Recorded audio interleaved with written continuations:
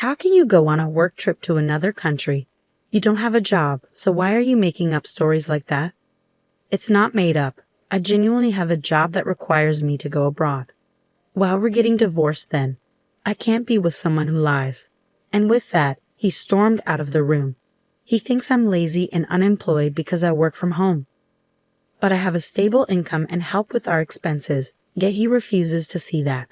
A few days after I got back from my work trip, I found papers saying we were getting divorced, already signed. I understand now. If he can't see things differently, maybe it's best we go our separate ways. So I signed the papers and head to the state court. My name is Hannah Robinson. I'm 29 years old. My husband's name is Jake. He's 30. We met in college and we got married when I was 25. We were more like best friends than romantic partners, always honest with each other. That openness was good, but sometimes it led to unexpected outcomes. For me, it all changed when I talked about my dream with him. My dream is to run an online store selling imported goods. The idea came up during my part-time job at a boutique while I was in college. I've always loved foreign designs and was drawn to them even during my part-time gig. After I graduated, I worked full-time at that boutique, but I couldn't shake my dream. I wanted to open my own shop and fill it with my favorite foreign goods, sharing them with customers. My parents and friends cheered me on, saying things like "good luck" and "you'll make it." Surely Jake would understand my dream and support me. So when Jake got home from work, I tried to casually bring up my dream. "Hey Jake, you know I've been mentioning wanting to open my own shop, right?" "Well, about that." "Oh, not this again. You can't just do things on a whim. You should just give up." "Why would you say that?" "This isn't just a sudden idea. It's something I've been thinking about for a long time. Sometimes things just aren't possible. Life isn't as easy as you think it is. You don't have to be so harsh. Why do you always shoot down my ideas right away?" I say, my voice rising unintentionally. My thoughts brushed aside. Jake gives me a cold look, his tone sharp. "Fine, then tell me, what's your backup plan if this business of yours fails?" "Well, I don't expect it to be an instant success." "And what about your income in the meantime? The bills and living costs we share. Are you saying I have to handle it all now?" "Fine, do whatever you want," Jake says dismissively. "But if it doesn't work out and you regret it, don't come crying to me." Every time I talk about starting my own business, Jake gets irritated. The reason is simple. He worries about my income becoming unstable. I work at an import shop that's doing well with lots of customers. Because of that, I earn a good amount, maybe even a bit more than Jake, who's an office worker. I've been covering more expenses like meals and rent because of this. But Jake can't handle the idea of my income going down. At first he'd say things like "take your time" and "prepare well," but now he's just trying to discourage me. Still, I won't give up on my dream of owning my own shop, no matter how much Jake opposes it. I decided to prioritize chasing my dream. Despite Jake's objections, I pushed forward, and at 26, I launched my own online boutique. At first, things were tough, just like Jake had warned. But over time, I tried different strategies. I made the most of being online, worked with well-known e-commerce platforms, used social media for promotion, and did everything I could. And thanks to all this effort, a year after starting my own business, I managed to secure a stable income. From there, I grew my customer base and expanded my product range. Now my annual sales reached $300,000. Because Jake had been so against it, I never talked to him about my sales. I figured he wouldn't be interested anyway, and he never asked. But he always reminded me about the bills and living expenses. I just handed over the money he asked for without argument and tried to keep work-related talk neutral. Then one day, I got a message in the DMs of my online shop. "I'm a regular customer of your shop. I was wondering, could you start selling furniture in addition to the international knickknacks?"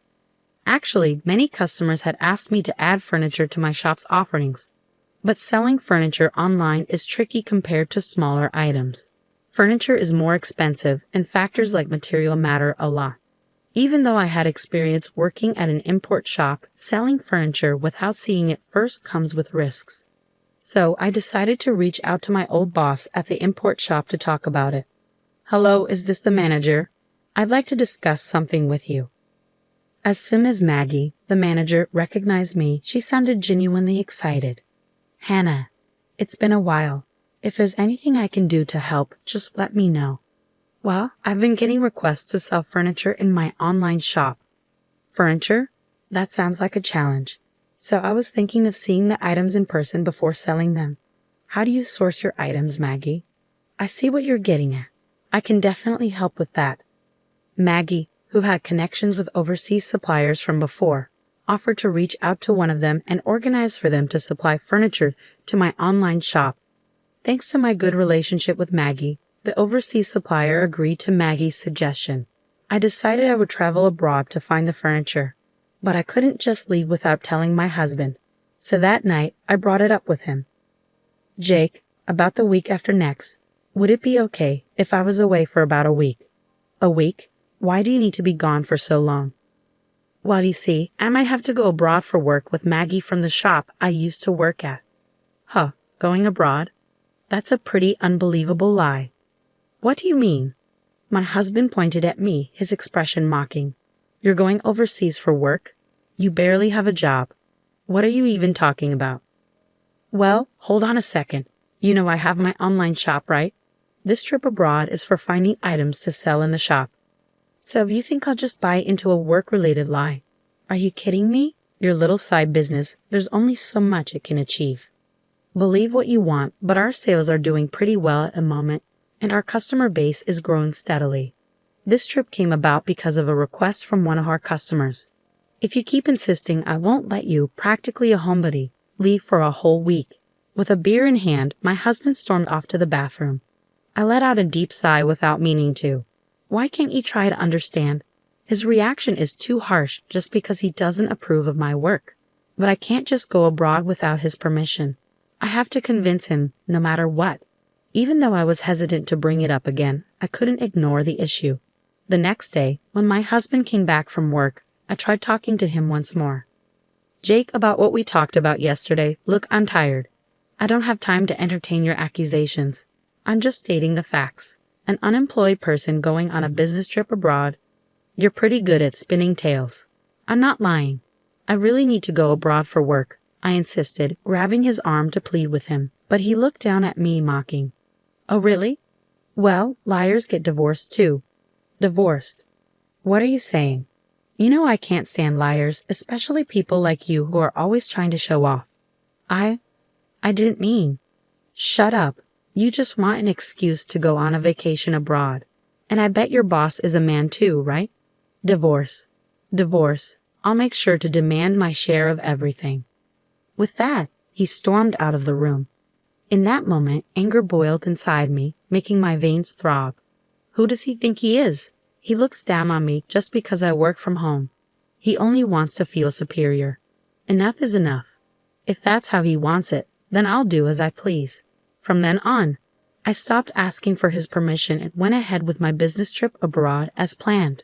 2 weeks later, I flew overseas with Maggie as scheduled. We went straight to our suppliers in the UK, where we checked out the furniture and accessories for my boutique. While abroad, I took advantage of the opportunity to do some sightseeing with Maggie, enjoying some fulfilling days. But it wasn't all smooth sailing. My phone was bombarded with messages from Jake. You didn't actually go abroad, did you? Come back home now. I'll forgive you if you return today. Time's up.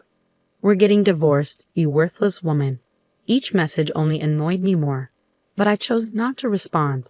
I knew any reply from me would just make things worse. When I got back, if he's willing, we'll talk again. With that decision in mind, I enjoyed a carefree week abroad. When the business trip ended, I said goodbye to Maggie at the airport and started my journey home. Facing Jake was uncomfortable, but I braced myself and walked through the front door. I'm home. The house was dark, with no welcoming lights. As I made my way to the living room, I found laundry scattered on the floor and no space to walk. Dirty dishes and noodle containers were left in the sink. Amidst this mess, I noticed a piece of paper on the desk. What is this? It was a filled-out divorce paper. Beside it was a rough note that read, "To the cheating, jobless woman. I'm ending things with you since you never listen. Fill out the divorce papers immediately. If you want forgiveness, come to my parents' house. Then I'll reconsider." Just reading the note, I could imagine Jake's smug face. He probably thinks if he wrote this, I'd rush to apologize. But I had no intention of doing so.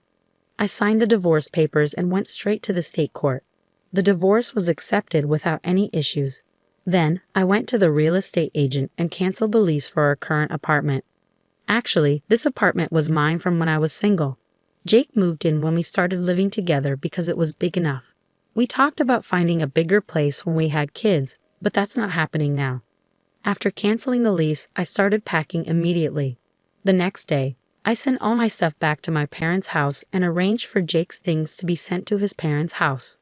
All the while, he kept sending me messages with absurd demands.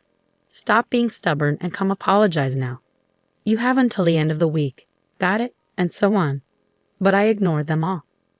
Once the apartment was empty, I went back to my parents' house. A week later, my phone had been ringing nonstop since morning. Even though I ignored it, it kept on ringing. Reluctantly, I decided to answer the call. Hoping it would be the last, I pressed the answer button. "Hello," he started shouting right away. "What the hell do you think you're doing?" His loud voice caught me off guard, and I instinctively moved the phone away from my ear. Deciding to record the conversation just in case, I responded, "What's the problem? There's nothing left to talk about. Don't play games with me. Why were all of my things delivered to my parents' house? I just got to the apartment and it's completely empty. Oh, I canceled the lease, so I had to get rid of everything, right?" "What? Canceled? How dare you do something like that without consulting me?" "Without consulting you? The apartment was in my name. I have the right to make decisions about it, don't I?" At this point, I had nothing to lose. His words had no effect on me, and I responded in a challenging tone. Jake showed his frustration. "Stop messing around. I don't care about the lease. We were married, remember? I lived in that apartment too. You shouldn't have canceled it without talking to me." "Married? Yes. That's right. Even if you've been unfaithful, we're still married. But canceling the lease on our apartment without talking to your husband first? What's going on in your head? Do you think you can just do whatever you want, especially since you're not working? I can't forgive you for this." He kept shouting, not caring about how I felt at all. He's so angry. He doesn't even care about me, I thought. I decided it was time to tell him the truth. Hate to break it to you, but you're getting all worked up about not forgiving me. We're not married anymore, okay?" "What? What do you mean?" "I turned in the divorce papers you forgot about, so now we're not married anymore. Why would I keep renting a place for someone I don't even know?" "Wait, are you kidding? You don't have a job. You'd be in trouble without my support." "What? That's ridiculous. I never depended on you for anything." Caught off guard, Jake was speechless on the phone. I felt a rush of frustration and couldn't hold it in any longer. "You've underestimated me all this time. I'm not the lazy person you think I am. I didn't cheat on you. I was traveling for work to take care of my clients. If you can't believe that, it's okay, but I won't forgive you." "But wait, your online business. It's not easy to increase sales. I've been working hard for 3 years. You don't understand anything and won't even try." 3 years. Just so you know, I've been making much more money than you. You've always looked down on me. I don't want a marriage like this. You can live your miserable life alone for all I care. After ending the call, I deleted Jake's contact and blocked all communication channels. It seemed he finally grasped the reality of my successful online store, likely hearing about it from mutual friends. Despite his attempt to reach out, I had no intention of reconnecting. Jake visited my parents' house once, but my dad turned him away at the door. His own parents had learned of his mistreatment towards me and kicked him out. Now he's renting an apartment near his job, leading a solitary existence. Meanwhile, I decided to stay with my parents for a while. Thankfully, my job allows me to work remotely, which is convenient. Since my parents' house needs some renovation, I plan to start that soon. With my online store thriving, I'm not worried about anything else. I have the freedom to travel whenever necessary. Despite the divorce, I have no regrets about pursuing my dreams. I'll continue to work hard and repay those who supported me.